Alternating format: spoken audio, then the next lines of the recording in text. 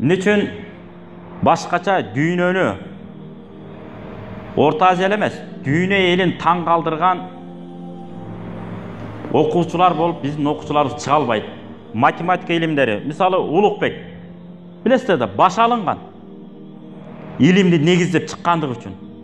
Өтүп кеткенден кыйрат мырза жакшы адам болгон экен, биз жаңылып турбуз дегенбиз. Ал жака барбай эле койлу. Кече жакында мына жерде. Мына Нурмолда атабыз ошонун башы. Андан кийинкилер кетет. Арыстанбек Буйлаш, жана башка аталарыбыз.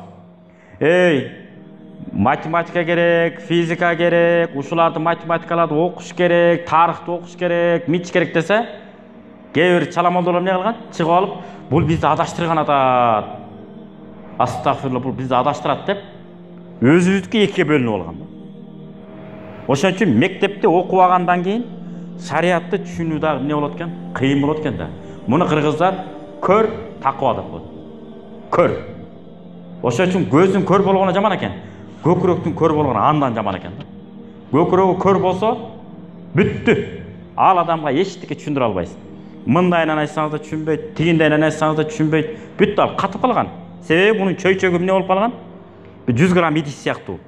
Аны Тынч океанына куйсаңыз, суссаңыз деле ошол суу чыгат. Арыктагы откон сууга суссаңыз деле ошол эле суу чыгат. Башка эчтеке батпайт. Анткени муну өстүрбөй койгон бул.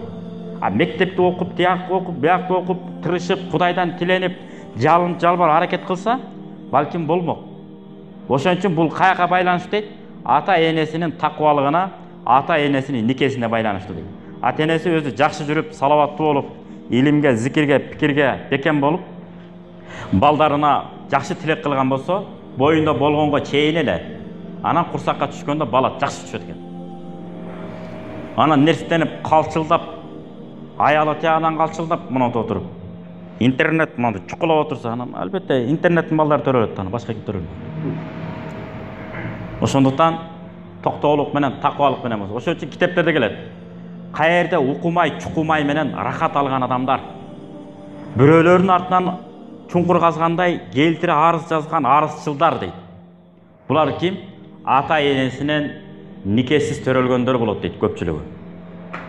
Ошого таланттуу. Ар ким менен демес жете бербейт. Чырды калабайт го адам баласы. Деги эле тынч эле жүрөңчү, тынч дейт.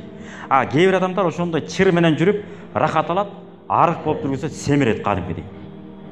Толот, зыңкыйып, өң ачылат кадимкидей. Бирөөлөрдү чукулап рахат алат кадимкидей. Себеби ата энесинин никеси күмөн экен ушундайлар. Бул китептерде бар.